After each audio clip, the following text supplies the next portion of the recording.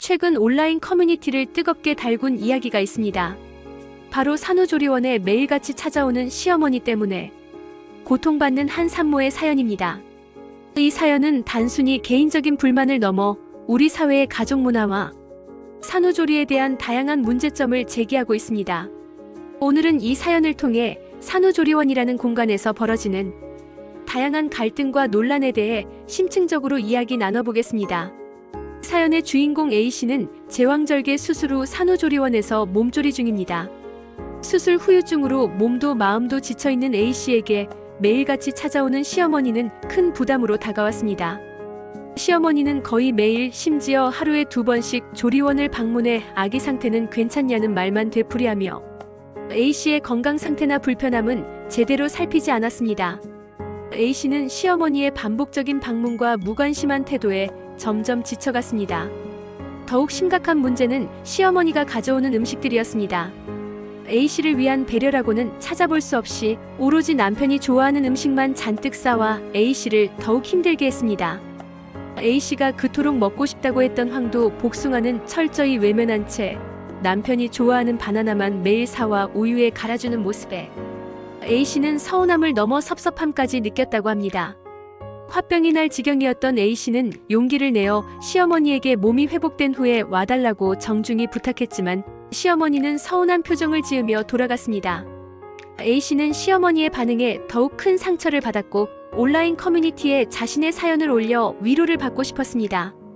이 사연을 접한 네티즌들은 사다 줄 것도 아니면서 왜 먹고 싶은 것을 물어보냐, 산후조리원 퇴소 후 친정으로 가라 등의 반응을 보이며 A씨를 위로하고 공감했습니다. 이처럼 산후조리원은 산모에게는 회복과 휴식의 공간이지만 때로는 가족 간의 갈등이 첨예하게 드러나는 장소가 되기도 합니다. 특히 시어머니와 며느리 사이의 미묘한 감정, 남편의 무심한 행동 등이 산후조리원이라는 특수한 환경 속에서 더욱 극명하게 드러나는 경우가 많습니다. 산후조리원은 외부와 단절된 공간이기 때문에 작은 갈등도 쉽게 증폭될 수 있습니다.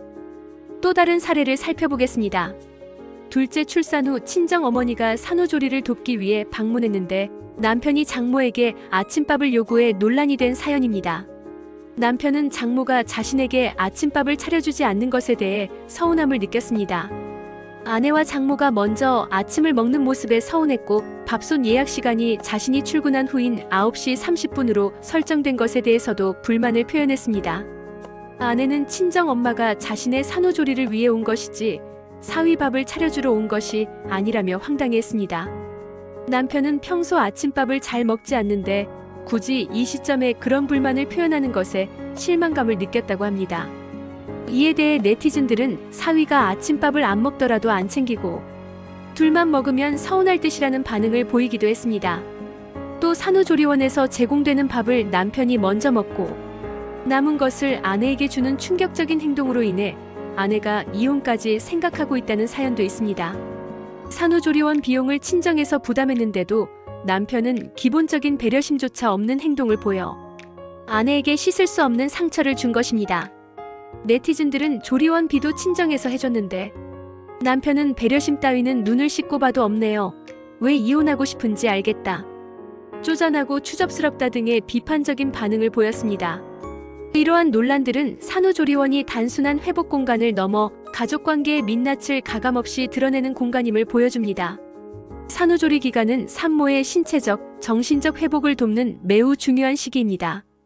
이 시기에는 가족 구성원 모두가 산모를 최우선으로 배려하고 존중하는 마음으로 협력해야 건강한 가족관계를 유지할 수 있습니다. 특히 남편의 역할이 매우 중요합니다.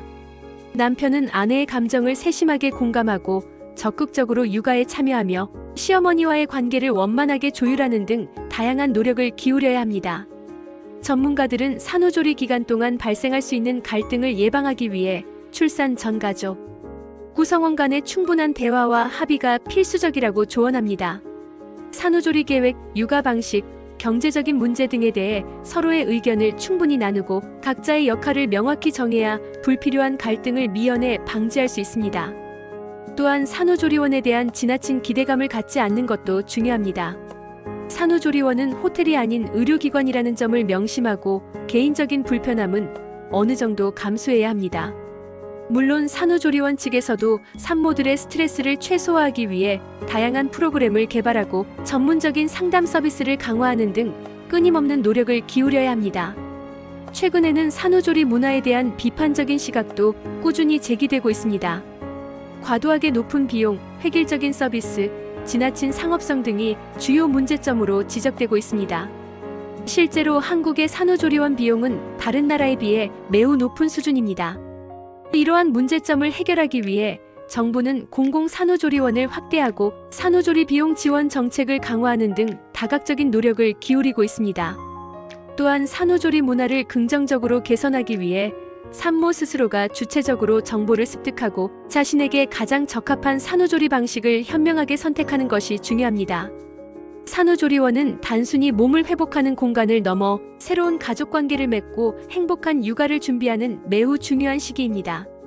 이 시기에 가족 구성원 모두가 서로를 진심으로 배려하고 존중하는 마음으로 협력하여 건강하고 행복한 가정을 만들어 나가기를 바랍니다.